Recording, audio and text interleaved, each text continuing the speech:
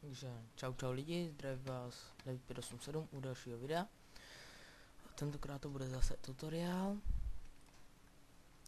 jak si udělat intro v Camtasii. Takže začneme tím určitě, že si semka dáme video. A já už tady nemám, tak si tam dáme tohle, to je jedno. Jo, přetáhneme prostě sem.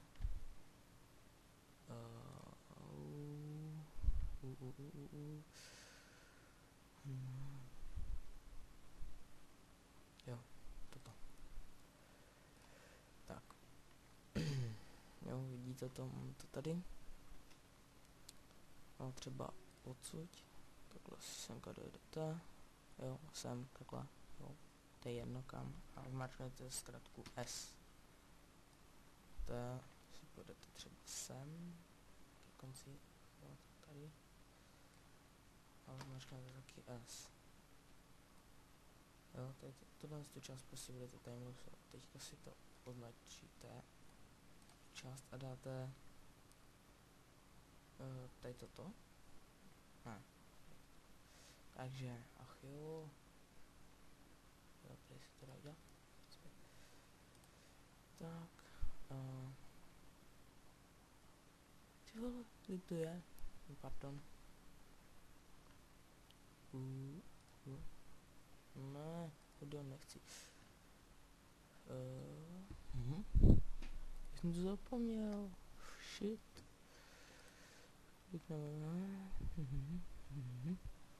Je tady clip speed. Cože? Shit. No, dobrý. A tady takhle si to dáme na místo stovky, si to dáme na 200. Jo. Bude to prostě takhle. Tak. Se vám připnu automaticky k tomu. Teď si půjdete do audio, tady. A tady si stáhnete úplně zvuk na minimum.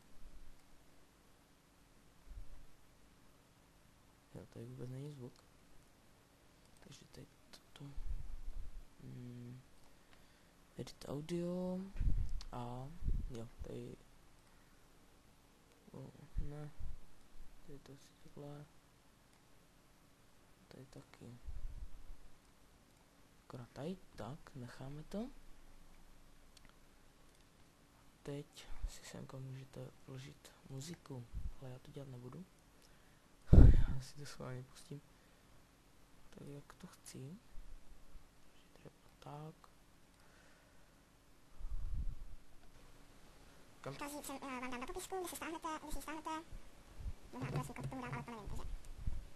Tady se vám to otevřel, tak to jsem se, to si takhle hrát. A tady dáte library, a já mám tady tohle intro, a dáte tady toto, takhle se tam přetáhnete, a teďka to bude zvát, takhle se zvadím, taky, Jo, takhle. Zrychlíte si to prostě a no, to by mělo být tak všechno. Jo, a ještě se mě někdo ptal, nebo spíš kámoš ve škole se mě ptal, jak vyrenderovat video, tak tady to máš, jo, tady si dáš product and share a tady si dáš tady toto, add, jo, tady dáš new, dáš tady tohle, jestli máš Windows, tak tohle to určitě dej, tohle to si nech třeba, je další, jo. Jo, další. A tady si... Ne, jo, já tady si napíš tohle. Jo, tak to by mělo stačit. No. A takže a potom tady dáš další a dokončit. Jo, ale já to dělat nebudu, protože já už tady renderuju přes tady tohle. Takže to je asi tak všechno. A já bych se s váma rozloučil, takže asi čau, ale pokud, no ještě ne. Pokud se vám videjko líbilo, tak nezapomeňte dát like, odběr, no, to je všechno. A pokud se vám nelíbilo, tak bohužel dislike, ale